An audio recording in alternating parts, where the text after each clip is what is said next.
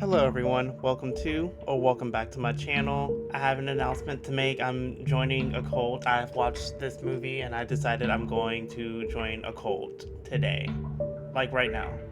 I'm just joking, I'm not joining a cult.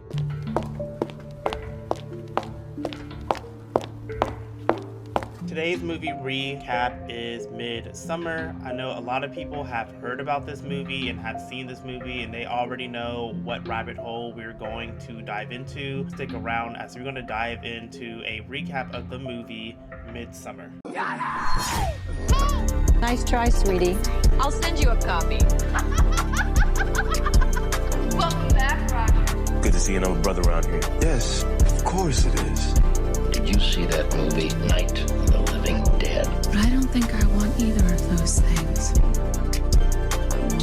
Starting this movie off, we are introduced to the college student Danny, and she is calling her sister, but she's being sent to voicemail, and her sister has bipolar disorder, and Danny is expressing her concern on the well-being of her sister due to a very cryptic message she sent her recently. So Danny tries to call her boyfriend, which we all find out early on that her boyfriend is a POS and he's friends with Sid from Toy Story. No, that's Scud, you idiot. That is Sid. Now Christian is out with his three friends. We have Josh, Mark, and Pele, and Christian is basically telling Danny this is one of your sister's episodes, there's nothing to worry about, and that she is feeding into her sister's antics. And he hangs up the phone and she gets an unknown call. Mark and Josh suggest that Christian end his relationship with Danny because they're already going to Sweden anyways, and he will meet a lot of women out there in Sweden. You don't want her back. I might. Okay, well then you can bitch to us about how much you regret it for that day, and then we'll remind you again that you've been wanting out of this stupid relationship for like a year now, and then you can find a chick who actually likes sex and doesn't drag you through a million hoops every day. See? You could be getting that girl pregnant right now. Don't forget about all the Swedish women you can impregnate in June. Okay, guys. But Danny calls Christian back and she is crying hysterically, and we realize that her sister offed herself, but not only herself, but also her parents. So this leaves Danny in a world without her sister and her parents. And the cause of death was that her sister, Terry, has flooded the house with carbon monoxide. Several months has passed at this point, so Danny and Christian is hanging out with his friends, not her friends, and she does have a friend in the movie, and I wish her friend would have went with her on the trip, or at least tempt her to not go on that trip. But she learns at the meetup that Christian and his friends are going to a trip to Sweden, which she even sends out her concerns of you just telling me this now? Why would you wait to tell me this now? The trip is in a couple of days. You could have told me this a little bit earlier, because we all know his friends has told him to end things with Danny. I just decided today. I wasn't keeping it from you. You already have a ticket. Imagine if you were at a party and someone said, "Hey, what are you doing for summer?" And then my friend said, "Oh, we're going to China for 3 months and we're leaving 2 weeks." It's Sweden for And a that was the month and a first half. you'd ever heard of it. Okay. I told you I wanted to go to Sweden. No, you said it would be cool to go. So Danny is still grieving over her loss, and Pele is comforting her. You know, I'm very, very glad you're coming. I think it's very good you're coming. Thank you. Also, I never had the chance to tell you, but I was so very sorry to hear about your loss. And she ends up going to the bathroom to cry. This was one of my favorite transitions in the movie, because she goes to the bathroom and then she's on the bathroom on a plane going to Sweden. That caught me off guard, to be honest, because I didn't think she was actually going to go to Sweden, but she ends up going to Sweden by herself along with Christian and his friends. And when they arrive in Sweden, they meet up with Pele's brother and a few other English couples. We got Simon and also Connie. They all took magic mushrooms while they're there. They were tripping. Danny thought the other people was making fun of her. How are you? They were laughing at me. What? No, I'm sure they weren't. They've been laughing. Going to touch base about Maya. Maya is this girl here, and she shows interest in Christian, but we will get into more details about that later. Fast forward a little bit, Pele actually gifts Danny a drawing of herself for her birthday. Mind you, Christian forgot that it's her birthday, and she even mentions it, that he be forgetting when her birthday is. But a little bit later, he gonna come up with a piece of cake and give it to her and say happy birthday, as if your friend didn't just tell you that it's her birthday. Following the next day, the group decides to join the community at a feast, and the guest of honor is the eldest villagers there. And they are practicing a breathing exercise as they are preparing to climb up a cliff.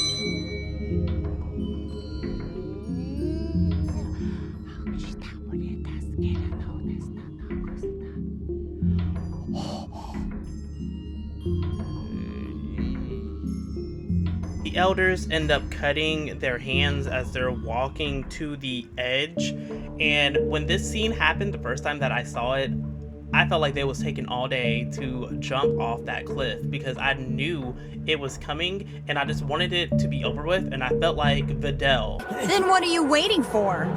Well, go on, we don't have all day. Fools! You'll see! So much is about to happen, so the two elders do jump off the cliff. The first one dies, but the second one, he jumps and he shatters his legs. He moans in pain, and everybody in the village moans in pain.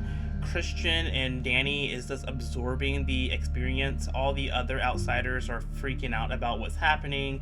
You have Simon and Connie talking to the leader about what's currently going on, and she's trying to reassure them that what is happening is just a part of the ceremony and the festival they are preparing for. Danny goes back to the room. Pele comforts her and just has this whole reassurance to her, and he thinks it's linked to her recent tragedy. But he does not want to console her. Like, he attempts to, but then he realized that if he gets too close to her and Christian walks in, that it would be inappropriate. Which everyone deserves. And you deserve. Christian could walk in. He's what I'm talking about. Danny, do you feel held by him? Does he feel like home to you? Even though he knows that Christian does not have the best intentions for Danny, why did he not just convince Danny to break up with Christian? Because that was the ultimate goal for Christian anyway, and none of his friends like her to begin with, besides him. That night, Danny wakes up and she realized that Christian and their friends are gone. Even the couple, Simon and Connie, they were gone, and when she walks out of the room, she sees them in the car and they're driving away in the middle of the night, and she is screaming at them and watching them leave. She wakes up. That didn't actually happen. That was all a dream. My first time watching this, I truly thought they was gonna leave her, and I don't blame them, because if I was in that situation, I would have left too. So the next day, Connie expresses that she wants to leave, but she gets informed that Simon already left, and she was upset that Simon already left without her. I thought I touched base about this earlier in the video, but it looks like I didn't. So Josh earlier in the movie was trying to get some more insight about the cultural aspect of the festival that they're going to witness, and also the community that they will be living with. And he also questioned about like the golden teepee in the background, but nobody gave him a direct answer. Now, piggybacking off of that, we learn at this point that Christian wants to write a thesis on the community and everything that he has experienced, which Josh is mad about that, because you basically knew that Josh was going to write a thesis statement anyways on their whole experience there. That's why he asked about the culture and the festival and that golden teepee. We just need to acclimate. I don't want to acclimate. I want to go. Well, I can't. I'm sorry. Period. I'm doing my thesis on this. What? Since when? Since I decided today. Honestly, I'm not sure why Josh is surprised on how Christian is like wanting to steal his idea, because you see that he's treating Danny terribly. He don't like Danny. He's just being with her out of pity, and he just has all these like-minded friends around him. So what made you think that you wouldn't have gotten treated the same way like how Danny gets treated? Danny gets treated a lot worse than you, but what made you think that he wouldn't steal that idea from you? The two elders' bodies was buried in the middle of the village. Their ashes was spread across this ancestral tree, and guess who was the one that decided to be an idiot and pee on it and make everyone upset? Yes, you guessed it, Mark. Mark is told about how the tree is significant to their culture, but he just basically shrugs it off and does not care about it at all. And I also wanted to point out, can we talk about how Christian was smiling when all of this was going on? There was nothing funny about what just happened. During this time, Josh learns that there's this shrine kind of where he walks in and there's a book in there and it has all of the different paintings. Now the paintings are related to the rituals that they perform, and he learns that the individual who makes the paintings is a young boy named Ruben. Josh did try to get a picture of a few of the paintings that Ruben has drawn, but he was forbidden to do so, but this is important to reference later. At this point of the movie, a lot of things are currently going on. So we have Christian asking about the village's mating ritual, which apparently incest is common there, but usually outsiders are brought there to mate with the villagers.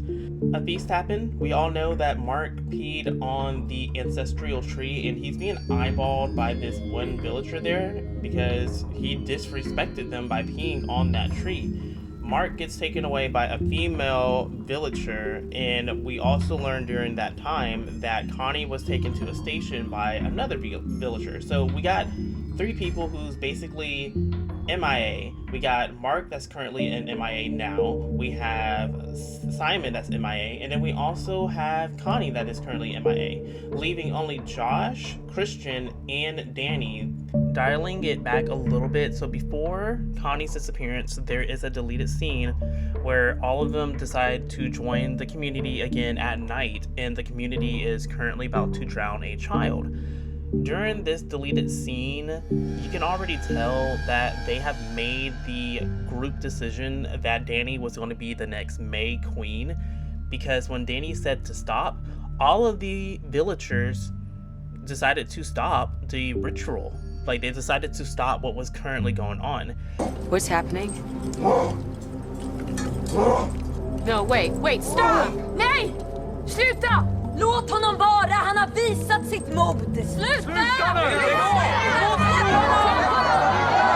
I'm glad they cut it out of the movie because it just showed that Danny had enough sanity to realize what was going on was completely wrong.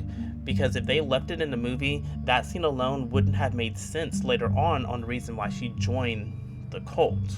Later that evening, Josh makes the ridiculous decision to go back into the room where, like, he saw the book of the paintings, and he's trying to sneak a picture of him, but he gets encountered by Mark, who isn't Mark actually, and that person who's using Mark's face as a mask knocks Josh out. Honestly, I was having high hopes for Josh. I was hoping he wouldn't have done something like that. Like, they gave you the green light to write about the experience in the thesis. Like, we all know in the movie, all of these people was used as sacrifices for the festival that's coming up. But still, he could have survived a little bit longer if he didn't go out of his way to try to get pictures of it. They already told you they don't want you to take pictures of it. They already told you that you can write the thesis and omit the location of where the community is, and also do not use real names. But you still chose to go in there and try to take pictures. Like, what did you expect was going to happen? The movie is coming to an end. At this point of the movie, Ruben's book is missing, and also Josh and Mark is missing. This raises suspicion because Josh has already shown interest in the book, and we already know what happened with Mark, but now out of nowhere they're currently missing in action and nobody knows where they are. One thing about Maya that I wanted to touch on very quickly, I did mention earlier in the video that she was interested in Christian, so she had this whole love spell quilt or either painting. Earlier in the movie, it had the blood and also the pubes, which we all saw him drink the pubes earlier in the movie. And it was all part of her plan to have the mating ritual with Christian. Danny joins the other ladies as they are dancing around the maypole. At the same time, Christian is given a drink and it induces a trip on him. The dancing continues. Danny is speaking and understanding Swedish, and eventually she is the last woman standing and she is crowned the queen. Christian finds himself being lured to this building which has Maya inside of there, and she is preparing herself to have the mating ritual with Christian. However, this sparks curiosity for Danny, and therefore she found out that Christian was having the mating ceremony with Maya. During all of this, Christian kind of comes to his senses and run out of the room. He's trying to find Danny, but he doesn't find her. Instead, he finds Josh and also Simon. And the moment he ran out of that building, he gets hit with a gust of powder, which I suspect is what paralyzed him, because in the next scene, he shows up in a wheelchair and he cannot move. And everything started to make sense for me because the ritual needed 9 sacrifices, so therefore you had the 2 elders at the beginning, the 4 randoms, and then you have the 2 living volunteers, which at this point was Christian, and then I believe it was Pele's brother. Christian ends up getting put into a bear skin, and all 7 of the remaining sacrifices was put inside of the golden teepee, and it was lit on fire, and Danny just watches. The people inside of the teepee are yelling. The villagers are mimicking the yelling, and I believe the movie ends with Danny smiling, and I guess that smile just indicates that she is comfortable where she is, and she clearly had a after Christian boyfriend effect. If you made it this far in the video, thank you so much for watching my content. If you enjoyed my content, give me a huge thumbs up, subscribe to my channel, comment down below how you felt about this movie. Would you have joined the cult if you was in this situation? If there's any movies that you want me to do a recap on, comment them down below. It can be movies you have not seen and you are not going to see and just want a recap of. It could be your favorite movie. Again, thank you so much for watching my video, and I'll see you next time. This is a little extra.